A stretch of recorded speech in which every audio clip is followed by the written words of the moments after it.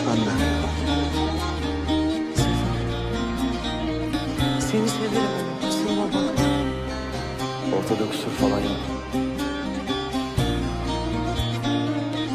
Bu konuşma hiç olmamış olsun. Biz de arkadaş kalalım, olmaz mı?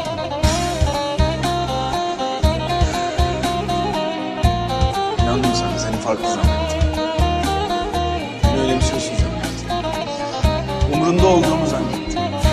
Zor zamanımda yanımda olursun zannettim. Beni bırakmazsın zannettim.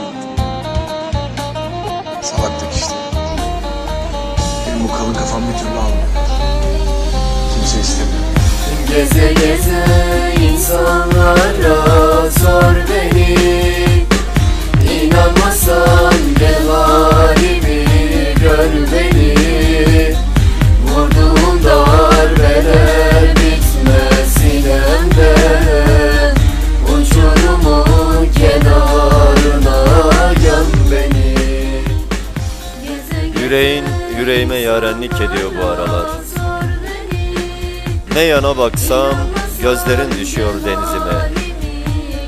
Nefes alışverişim zorlanıyor aklıma sen gelince. Yine niyaza dalıyorum, yine niyaza dalıyorum gecenin kör karanlığında.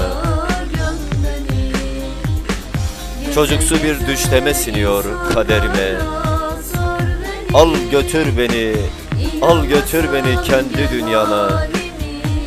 Sal beni yüreğinin uçurum kenarına.